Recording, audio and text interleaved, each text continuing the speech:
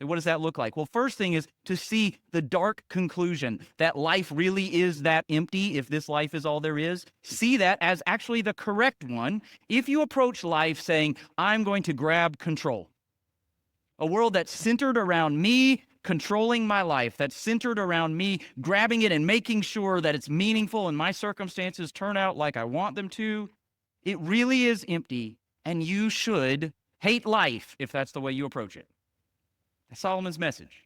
When you set your sails and you say, oh, I'm going to know enough to control what happens in my life, catch yourself. That's empty. That's fleeting. Instead, say, okay, God knows enough to provide for me, and he's good, so I want to know, what does he have for me to know? How can I walk wisely now? And you say, I don't know what's going to come in 10 years. No, you don't. So instead of setting your sail where that's your hope, you go, but God knows. Knowledge isn't bad. How it's turned matters. Or when you say, I'm going to have enough fun in life, I'm going to find enough joy to make life lastingly meaningful.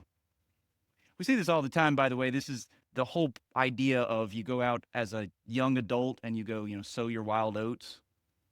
You go, I'm going to go have enough joy and enough fun. And I think most of the time we don't finish that sentence. So that I can just not worry about it the rest of life, so that I have enough joy that I don't need to have any other joy. That's not going to work. We know it if we stop, but we don't tend to stop. So practice catching yourself. Where am I looking to joy to say, yeah, my life has value because I get this joy, versus saying, I may not have the joy I want in this life, but God promises joy at his right hand forevermore. Psalm 16. Or when you think my productivity and my achievement, that's what's going to make my life really valuable.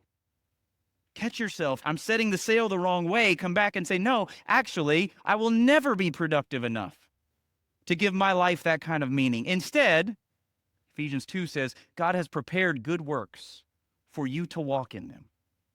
See, those good works don't seem big enough to give my life lasting meaning. Good thing they don't have to. But they're good because your God has given them to you.